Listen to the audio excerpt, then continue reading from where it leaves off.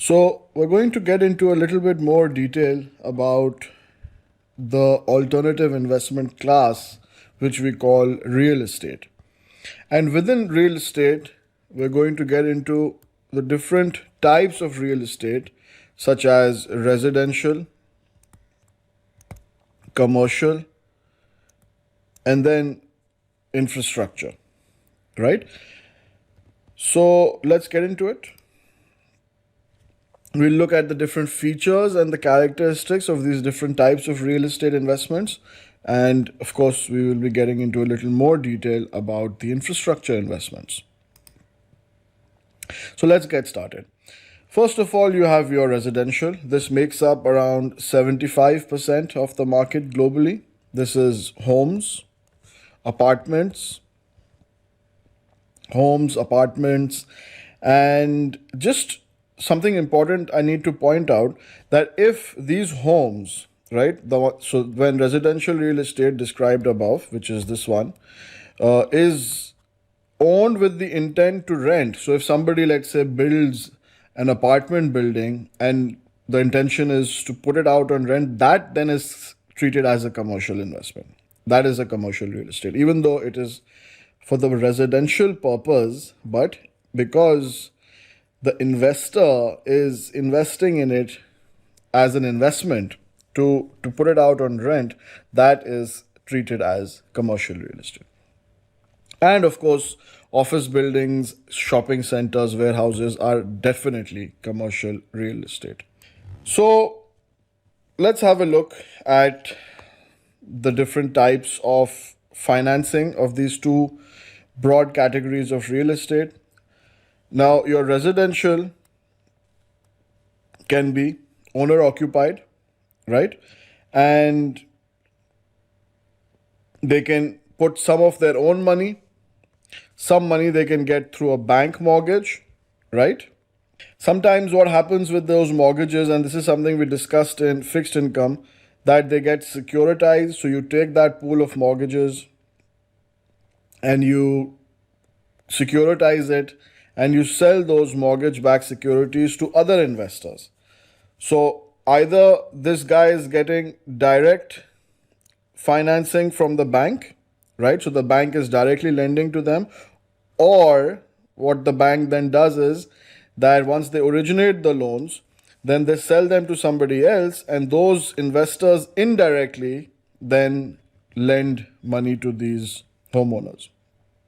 And of course, that is discussed in a lot more detail in your asset-backed securities in fixed income.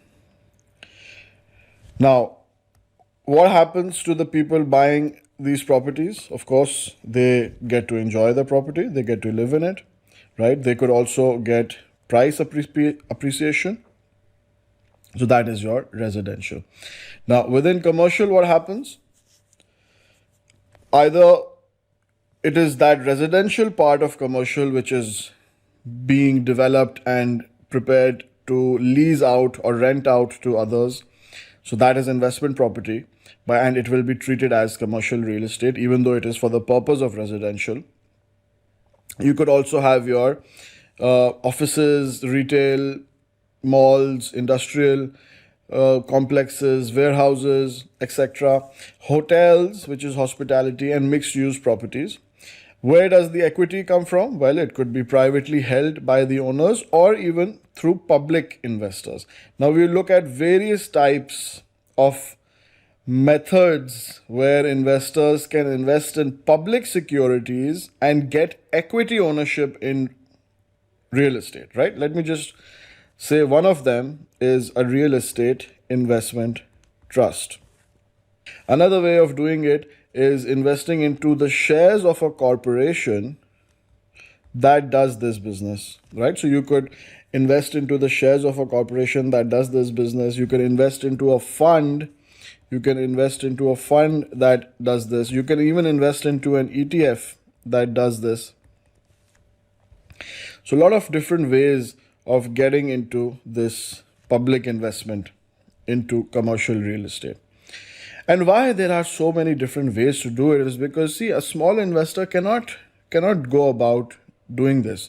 And even if somehow they figure out how to get into a commercial real estate ownership, maximum they'll be able to do is maybe invest in one building or two buildings, right? So that's going to be a very concentrated portfolio. If you invest in an ETF or a fund or shares of a corporation that has a diversified portfolio of real estate investments or a real estate investment trust, then you get that benefit of diversification. And we are going to talk more about these, right? I'm just helping you make your mental map. We'll get into more details. We'll fill color into this as we go along. Now let's talk about debt within your commercial real estate space. So, of course, just like with your residential, banks can directly give loans to companies, corporations that are active in the commercial space. They can indirectly give loans. So, what does that mean is that they originate the loans, and then, similar to your residential mortgages, these banks can originate those loans, securitize them, and let other investors indirectly give this debt to commercial real estate. What are the benefits? What are the sources of return? Of course, you get income, right? And look how that is different from enjoyment of the property. Because in residential real estate, we are assuming that the people who are owning are living in them, right?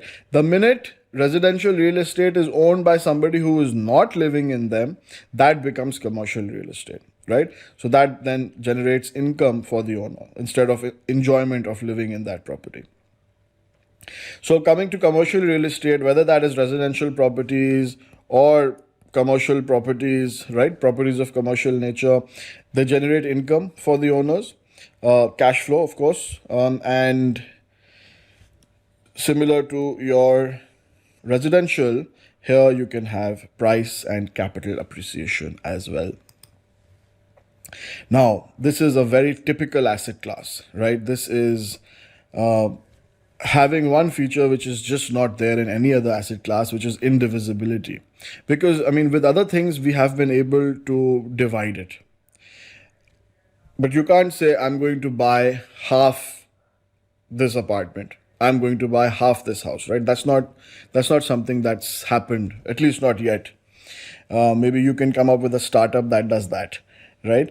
So currently what we have is real estate indivisibility. So what ends up happening is you need relatively large amounts of investment. And even if you do that, I mean, how many things are you going to buy? So it just naturally creates concentration in your portfolio because it's very hard to diversify in this space because they're big investments, they're expensive investments. And even if you're coming with a large portfolio, you're not able to diversify across 400-500 different properties, right? It's not practical. So that's where the funds will come in and the ETFs and the REITs. But let's first talk about the unique characteristics of this asset class, right? Every property is unique. So no two properties are identical. And now, if you, let's say, go for very good areas, downtown, apartments which are very liquid, right? You can sell them I wouldn't say in the blink of an eye, right? It's not Apple, Google, Microsoft shares that you can sell within a minute. But even so, relatively speaking, you will have real estate which is very easy to sell, and you will have real estate which is having a much longer life cycle that, it's like off-plan properties you're purchasing, it's going to get constructed, there's going to be phases. So now, of course, the ones which are very liquid, very stable, will probably have high rental yield, right? Think of downtown, think of your local city, downtown properties, high rent, but not much capital gain compared to those properties which are probably being developed outside the city, suburban areas. So now, which one should you invest in? Should you go for that downtown apartment with high rental yield or high rental yield, or you want to go for that, piece of land outside the city where you could have a high capital gain? And if you can only choose one, then how do you diversify? So this is why it becomes really difficult to have a diversified portfolio. I mean, you can have these indexes or indices that show you the real estate returns, and how they do it is they will take hypothetical prices, and I'll talk shortly about why it's so difficult to get the prices, because the transactions are not happening all the time. How often do you think a house gets sold? Not every day. It's not like stocks that you have real time prices. So already these indexes that are kind of tracking the prices of real estate in your local city, in your country, they will be using models to come up with the prices. And even if you track that index, it's not like you can invest in that index, right? They're probably tracking prices from all over the country, but it's not practical to be able to invest in all those properties. It's not like those indexes are directly investable, which is not the case with S&P 500. You can very easily invest in the S&P 500 index, right? So this is what makes real estate really typical. And now, as promised, I'm going to talk more about the price discovery. That I mean, within S&P, Apple, Google, Microsoft, it's so easy to see what their price is, right? But I mean, if you want to go and check what the price of a certain real estate is, it's very difficult because the transactions are not happening all the time. They're costly, time-consuming transactions. They probably happen every few years. And also it's sort of a localized activity, right? So it depends on the local supply and demand. It's not a much more global activity than your S&P 500 might be. So this is what real estate is. And very, very fragmented, right? Depends on the local supply and demand, so can be very different from your national or global markets. Right, now let's talk about the two different dimensions that you can have, which is public and private, and debt and equity. So what we're going to do is we're going to say, okay, you can have public, you can have private, you can have debt, you can have equity, right? And let's put them into these boxes and try and figure out that. Actually, I think I've got the private, public, debt, and equity.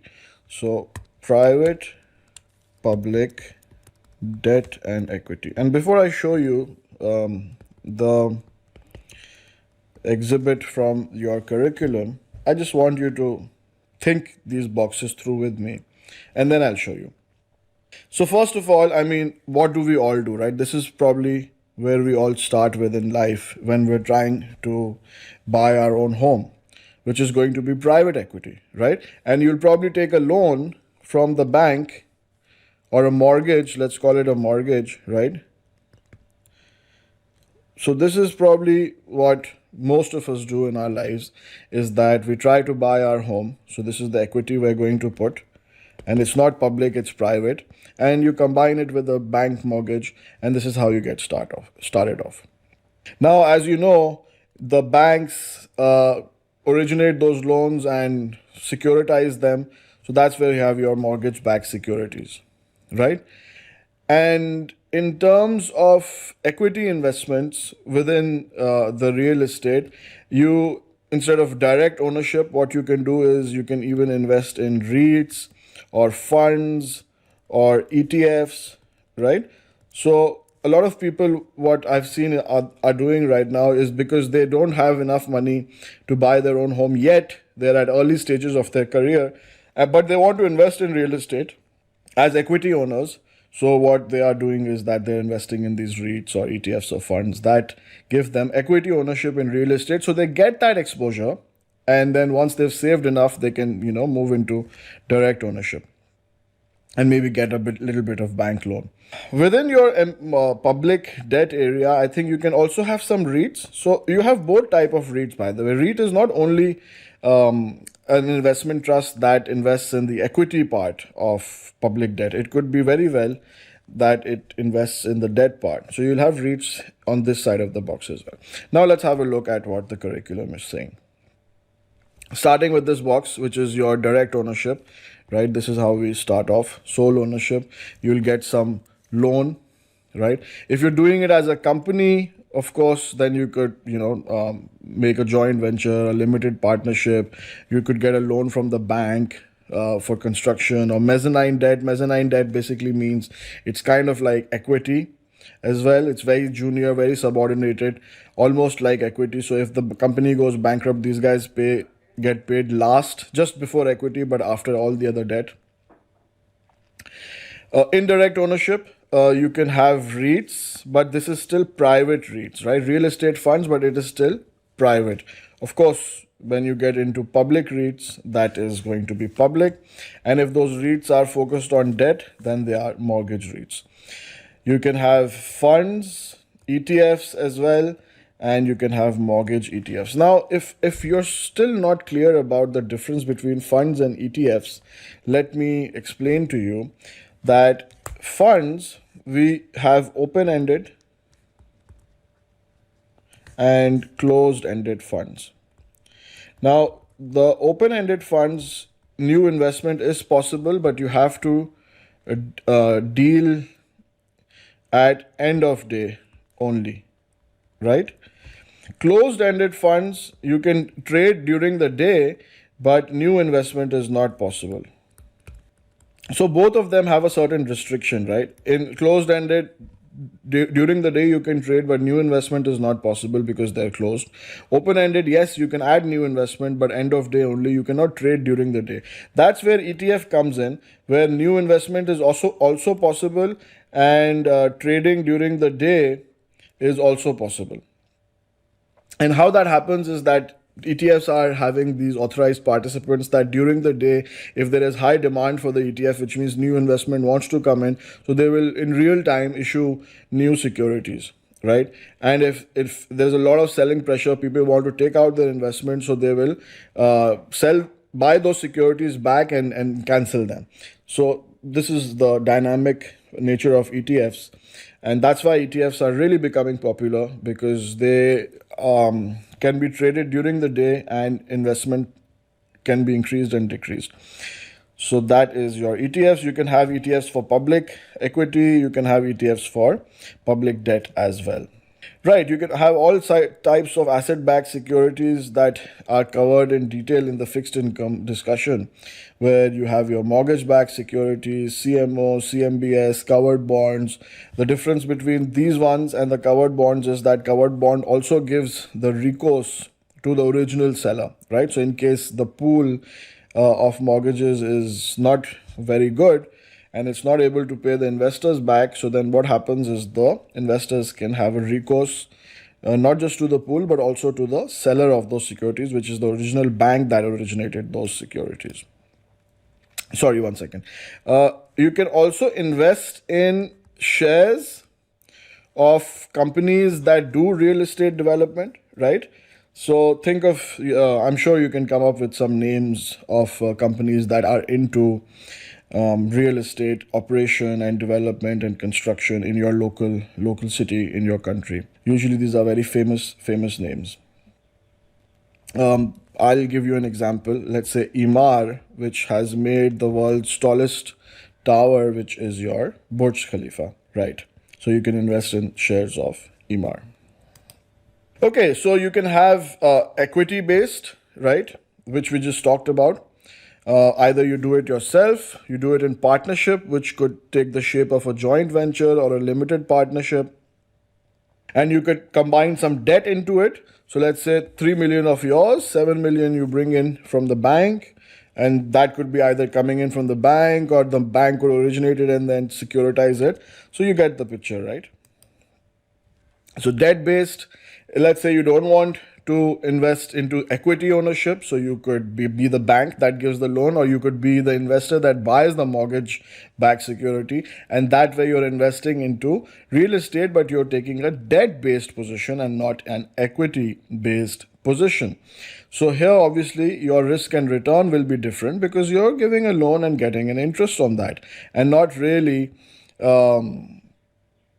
related to the underlying value of the property in terms of its upside, right? But it is related to the value of the underlying property in terms of the downside. So it's good to have that as a collateral, but you don't participate, you give up the upside. But at the same time, you get downside protection. So let's say if this is the amount of loan you have given, right? Let's say that's 80 million and there is 20 million equity, right? If the property value comes down, so the equity guy takes the hit for that and you still have your collateral protected. But because you're not taking that risk, so if the property value goes up, you don't share in that capital gain, you just get your interest. Right? So this is basically the bigger picture. Now I think let's take a break here and then we'll come back and then we can get into all the different variations of the ways you can get into real estate investments.